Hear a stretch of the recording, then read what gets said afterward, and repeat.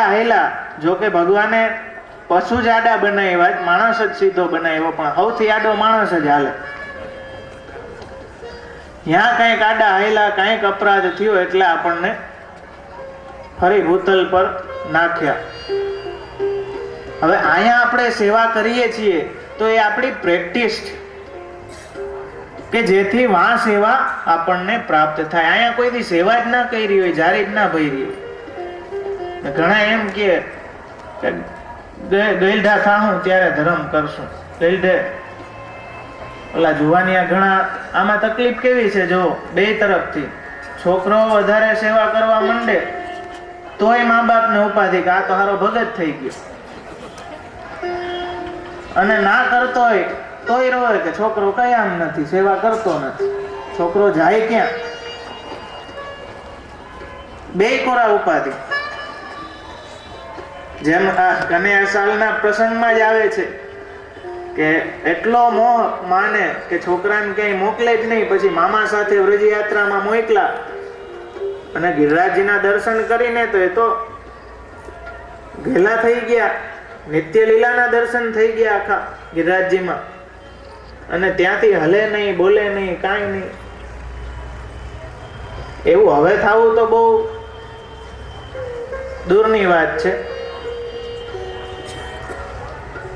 તો એ વાત સમજવી ખાસ જરૂર છે કે શ્રી આચાર્ય ચરણ પ્રભુચરણની દ્વારા જે કાંઈ આપણને પ્રાપ્ત થયું છે એમની કૃપાથી થયું છે. આ રાજાની જેમ આપણે અહંકારમાં આવી જઈએ છીએ, બાદશાહની જેમ કે મારો મણી મેં કર્યું છે એટલે મેં કર્યું એ આવ્યું. જેમ નરસિંહ મહેતા કહે છે ને, શકટનો ભાર જેમ શ્વાન તાણે. ગાડા નીચે કૂતરું હાયલું જાતું હોય એટલે કૂતરાને એમ જ લાગે કે હું જ ગાડું હલાવું છું. એવી રીતે બધું પ્રભુ કરવા વાળા છે. જેમ કહે કે ધાયરું ધણીનું થા છે, પણ આપણે એમ વિચારીએ કે મેં આટલી સેવા કરી, મેં આ કર્યું, મેં આ કર્યું.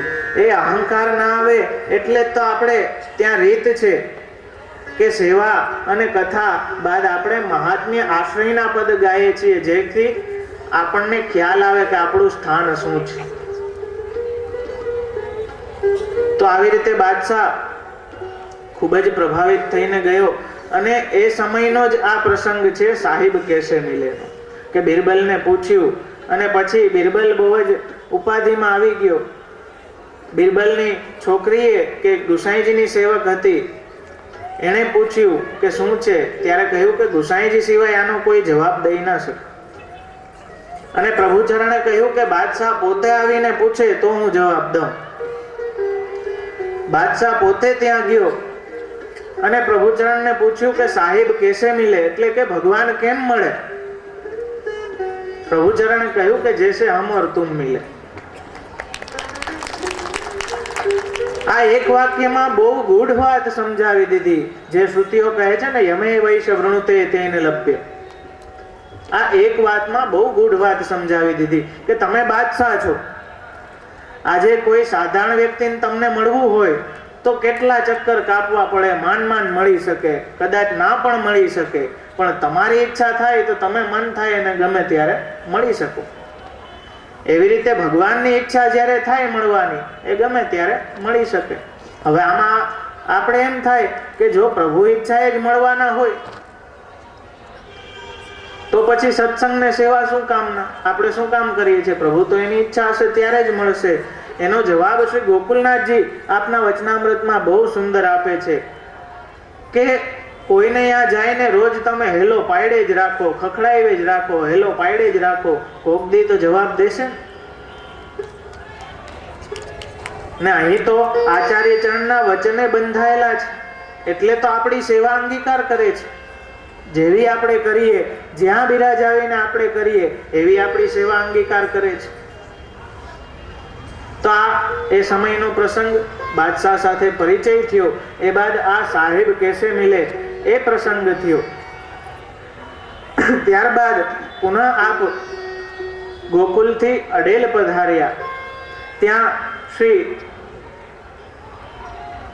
બાલકૃષ્ણજી, ત્રીજાલાલજી એમના લગ્ન કર્યા. ત્યારબાદ શ્રીના અનેક મનોરથ કર્યા અને વૈદિક પોતાની આચાર્ય પરંપરા અનુસાર અડેલમાં આપે એક સોમયજ્ઞ કર્યો. ઘણા બ્રાહ્મણોને દાન આપ્યા. ત્યાંથી એ સમયે ગોકુલમાં શ્રી ગિરધરજી નવનીત પ્રિયાજીની સેવામાં પહોંચતા. શ્રી ગુસાઈજી આપ અડેલ બિરાજતા. જન્માષ્ટમીનો ઉત્સવ આવ્યો અને ખૂબ જ આનંદોલ્લાસથી નવનીત પ્રિયાજી સન્મુખ નન્મોત્સવ ચાલતો હતો.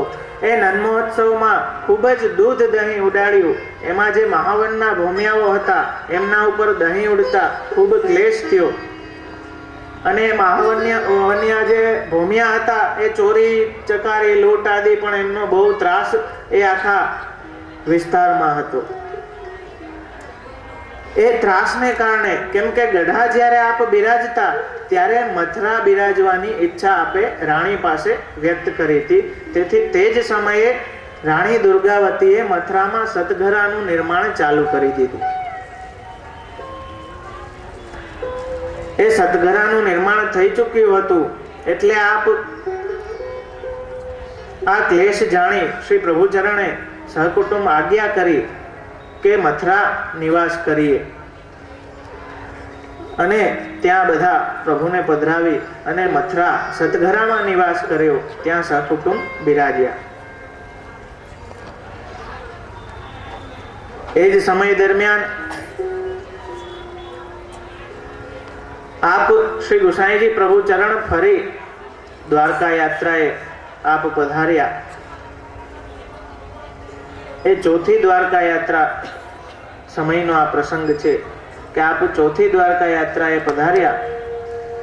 એ સમયે શ્રીનાથજીની ઈચ્છાને જાણી એક દિવસ શ્રીનાથજીએ શ્રી ગિરધરજીને મથુરા પધારવાની ઈચ્છા વ્યક્ત કરી. શ્રી ગિરધરજીએ ભગવદ આજ્ઞા જાણી અને શિરોધાર્ય કરી અને શ્રીજીને શ્રી ગિરધરજી આપના કંધા ઉપર પધરાવી પર્વત પરથી નીચે પધરાવ્યા અને મથુરા સતઘરામાં પધરાવ્યા. ત્યાં જનાનાઓને થયું કે ઓચિંતા પ્રભુ પધાર્યા, કાંઈ ખબર નથી, એટલે જલ્દીમાં શું કરીએ? એટલે ખરમંડાની સામગ્રી સિદ્ધ કરી અને શ્રીનાથજીને આરોગાવી. ઘણો સમય શ્રીનાથજી સતઘરામાં બિરાજ્યા. ત્યાં ખૂબ જ પ્રસન્ન થઈ શ્રી ગિરધરજીએ વિવિધ મનોરથો શ્રીજીના કર્યા. શ્રીજીએ કહ્યું કે મારે મથુરા જોવું છે.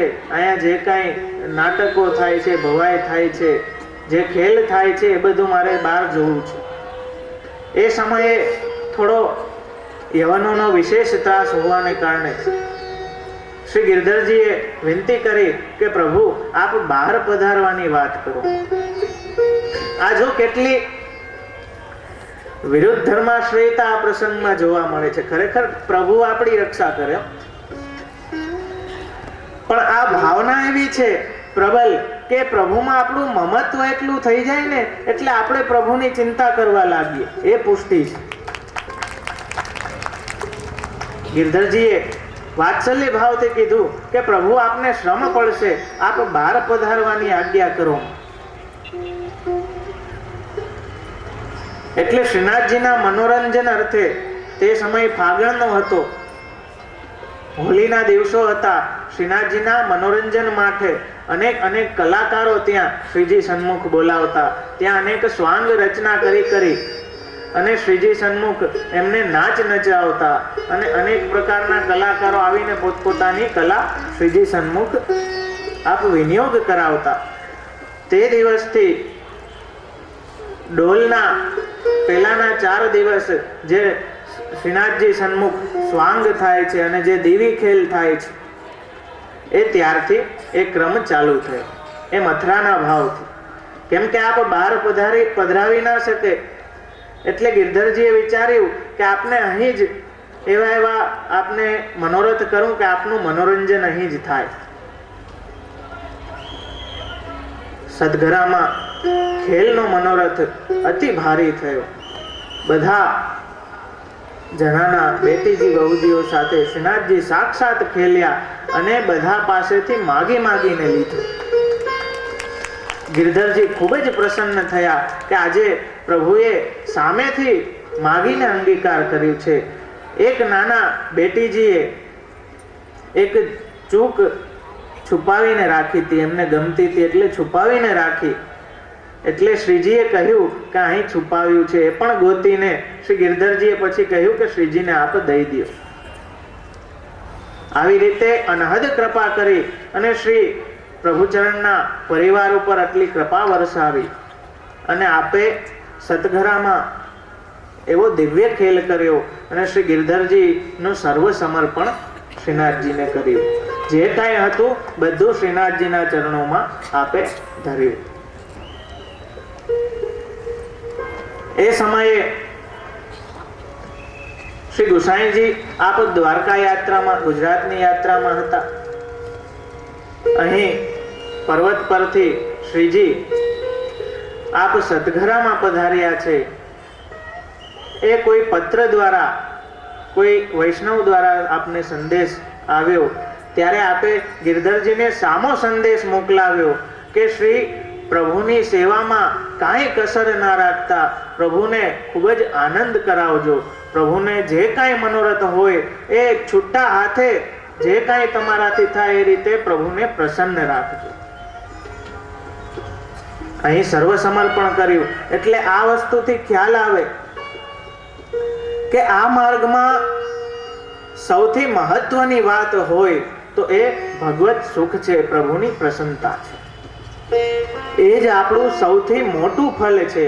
આ આપણે આપણું જોવા માંડ્યા ને કેમ કે ઓલું રાજસ આવી ગયું, મેં કર્યું એ આવે એટલે અહંકાર આવે કે ભાઈ મારા સિવાય બીજું કોણ કરત.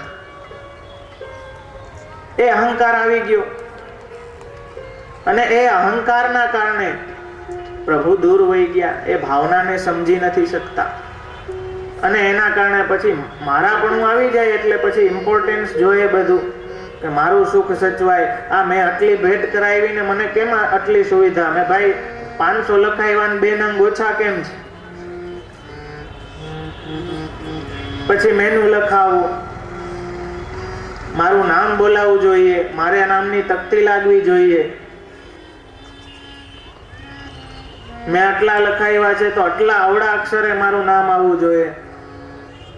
આ બધું જ્યારે આવી ગયું ત્યારે જે માર્ગમાં પ્રભુ સુખ સૌથી મહત્વનું હતું ત્યાં સ્વસુખે સ્થાન લઈ લીધું એટલે બધી ગરબડ થવા લાગી.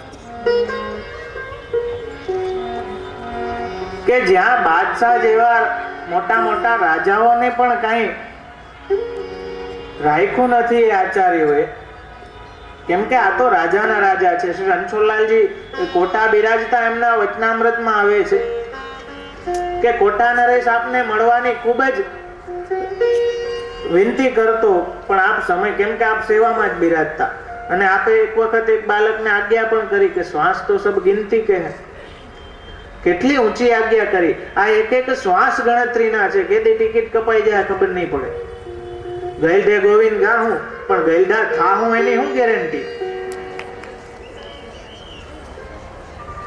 આ તો જેમ ઓલું છે જીતની ચાબી ભરી રામને ઉતના ચલે ખિલોના.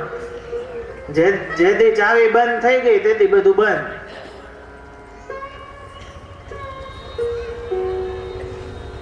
તો એટલા માટે એ રણછોડલાલજીના વચનામૃતમાં આપને કોટા નરેશનો એ પ્રસંગ આવે છે કે કોટા નરેશે ખૂબ કેવડાવ્યું. પછી કોટા નરેશને ક્રોધ આવ્યો, કેમ કે રાજા હતો ને એટલે અહંકાર થયો. એટલે કહ્યું કે મહારાજ હમકો મિલત ક્यों नहीं, हम कोटा नरेश है. महाराज श्री आज्ञा करी कि तुम कोटा नरेश होगे, हमारो नरेश तो मथरेश है.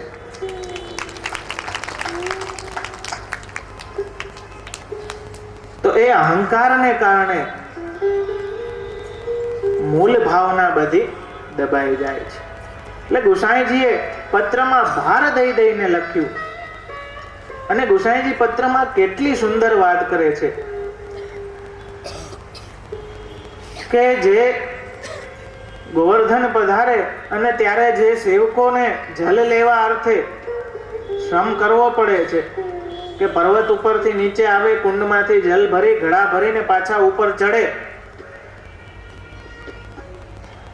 તો પત્રમાં આપે લખ્યું કે સેવકોને પણ બહુ શ્રમ ના થાય એ ધ્યાન રાખજો. આપણા પ્રભુ અત્યંત કોમલ છે.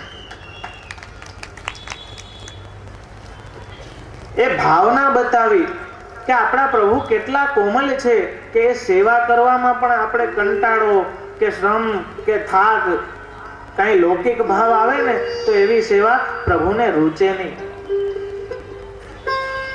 અને અહંકાર યુક્ત કરી હોય એ તો સેવા જ ના કહેવાય. તો એ આપે એટલી સુંદર ભાવના બતાવી છે. એ ભાવનું ભાવન કરતા કરતા આપણે આ ભગવત સેવા કરશું તો એ સેવાના અલૌકિક સ્વાદને આપણે માણી શકશું. જોજો, સ્વાદ ત્યારે જ આવે, ખાવાની વસ્તુમાં પણ વિવેક હોય છે.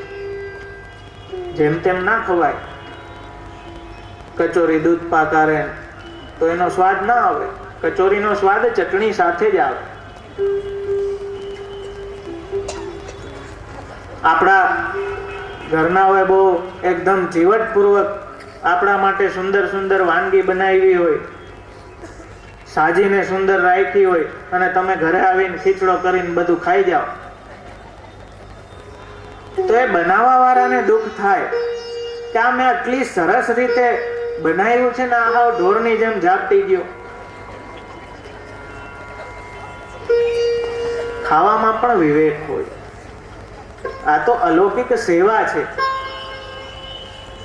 તો એ વિવેક આપણામાં હોવો જોઈએ. અને એ શ્રી આચાર્યચરણ પ્રભુચરણની કૃપાથી આવે. તો ભગવત સુખનું મહાત્મ્ય છે. અને એ ભગવત સુખ થતા જ વૈષ્ણવને સુખ છે. વૈષ્ણવનું પરમ સુખ એ સ્વામીની પ્રસન્નતા જ હોવી જોઈએ. તો એ આ પ્રસંગથી સતઘરામાં આપ પધાર્યા. પછી શ્રીનાથજીએ કહ્યું શ્રી ગિરધરજીને કે કાકાજી મને જો ગિરિરાજ ઉપર નહીં જોવે તો ખૂબ જ ક્લેશ કરશે. હવે તો કાકાજી એટલે કે શ્રી ગુસાઈજી કાકાજી પાછા પધારવાના હશે, એટલે આપ મને તુરંતથી આપ મને ગિરિરાજ પધરાવી જાઓ. સતગરામાં આટલો અલૌકિક આનંદ શ્રી વલ્લભાધીશ કી.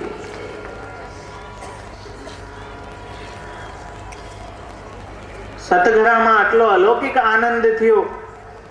બાદમાં શ્રીનાથજીએ ગિરધરજીને આવી રીતે આજ્ઞા કરી કે કાકાજી પાછા પધારી જશે,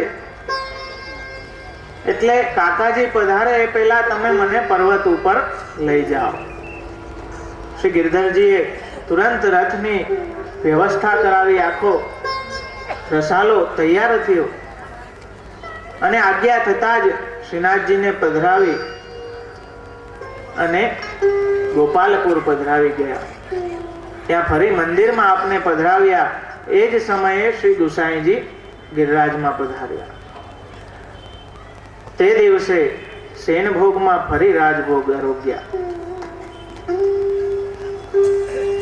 ત્યારે ભવિષ્યનો સંકેત કરતા શ્રી ગુસાઈજીએ ગિરધરજીને કહ્યું કે હવે આગળ જતા શ્રીજી અહીંથી બીજે પધારશે, અહીંયા બહુ બિરાજશે નહીં, અને ખૂબ જ પરિભ્રમણ કરી અને પાછા પધારશે.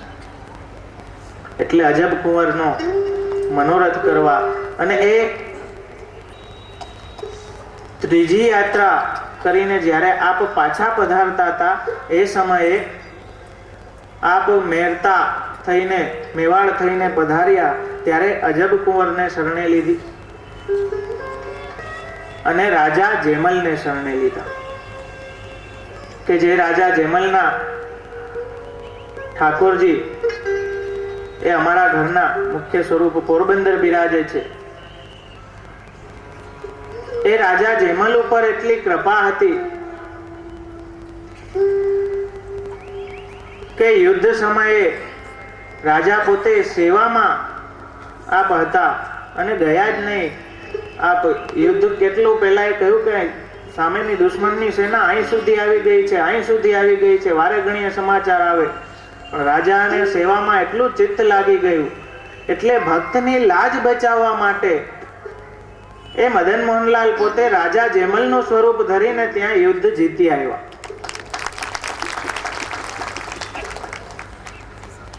તો એવો અનુગ્રહ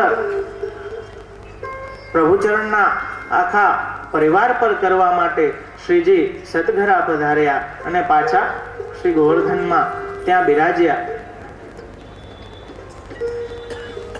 એટલે આ વાતથી એ ખાસ સમજવાનું છે કે આપણે સેવા શું કામ કરીએ છીએ.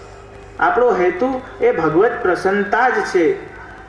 જેમાં આપણે પેલી છોકરીની વાતમાં સમજ્યા કે પુષ્ટિ માર્ગ એટલે એક એક ક્ષણ પ્રભુ સુખનો વિચાર.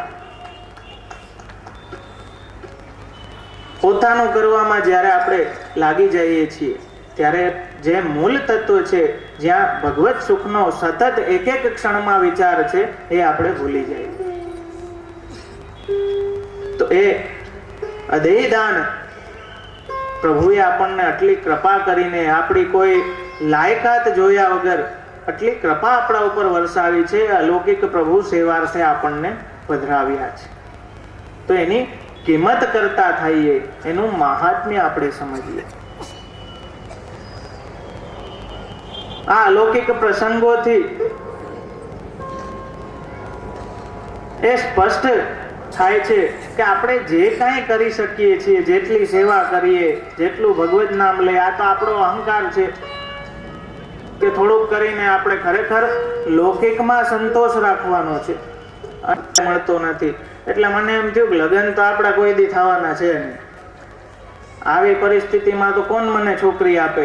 એટલે મને થયું કે ભાવન કરું, એમ તો આનંદ લઈએ, સંતોષ રાખીએ. આમ તો કોઈ દી પરણવાનો વારો આવવાનો નથી. છોકરાની આ વાત સાંભળી અને શેઠને બહુ જ દયા આવી ગઈ. એટલી દયા આવી કે એણે શેઠે ખૂબ જ પ્રસન્ન થઈ અને એને મોટું ઘર રહેવા માટે આપ્યું, એના લગ્ન કરાવી દીધા અને એ જે ભાવન કરતો હતો નિષ્ઠાથી, એ એની ભાવના સિદ્ધ થઈ ગઈ. તો આ ભગવત સેવા, અલૌકિક સેવાને એ વ્રજભક્તોના ભાવના ભાવન દ્વારા આપણે આ ભગવત સેવા કરશું તો એ ફલિત થશે. ત્યારે એ ભાવ સિદ્ધ થશે.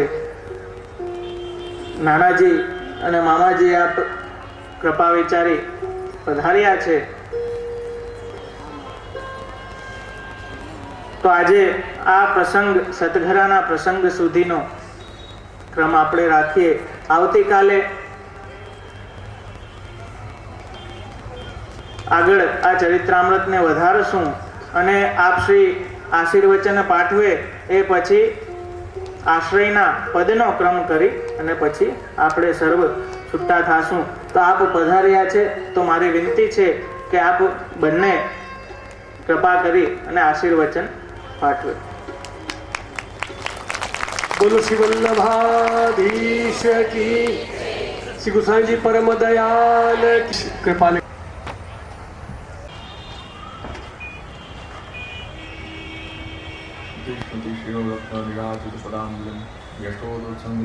वंदे श्री मंदनंदनम.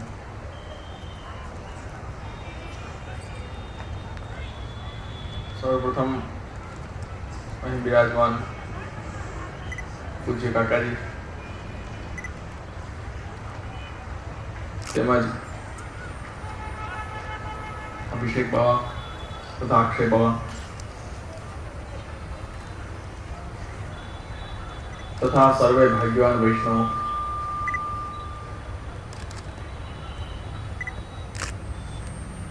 શ્રી પ્રભુચરણ શ્રી વિઠ્ઠલનાથજી શ્રી ગુસાઈજીના ઉત્સવના ઉપલક્ષ્યમાં ખૂબ જ પ્રસન્નતાની વાત છે. દરેક વૈષ્ણવ જીવ માટે ખૂબ જ આનંદની વાત છે કે સર્વપ્રથમ તો એ જ આપણે સમજી શકીએ કે જે નામ છે ચરિત્રામૃત, એટલે આપ શ્રી વિઠ્ઠલનાથજીનું ચરિત્ર છે એમનું આપણે રસપાન કરીએ એ જ અમૃત સમાન છે.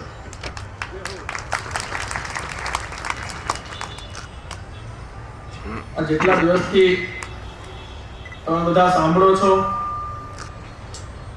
તો પ્રભુનું નામ, પ્રભુની લીલા એ અમૃત સમાન છે.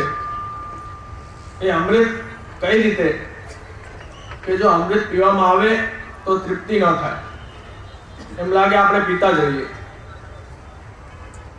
તો તમે બધા આટલા દિવસથી સાંભળ્યું છે, અનુભવ કર્યો છે કે આ ચરિત્રામૃતનું પાન કરતા જઈએ, આ પૂરું જ ન થાય. કેમ કે શ્રી વિઠ્ઠલનાથજીનું, શ્રી ગુસાઈજીનું સ્વરૂપ જ એવું છે. અને શ્રી વિઠ્ઠલનાથજીનું સ્વરૂપ, શ્રી મહાપ્રભુજીનું સ્વરૂપ બંને એક જ છે. એમાં કોઈ શંકાને સ્થાન નથી. એટલે જ કીધું છે અને કીર્તનમાં પણ ઘણી જગ્યા આવે છે, એ તે કશું ના સમજે. ના ઠાકોરજીમાં, શ્રી મહાપ્રભુજીમાં કે શ્રી ગુસાઈજીમાં ત્રણે એક સમાન છે.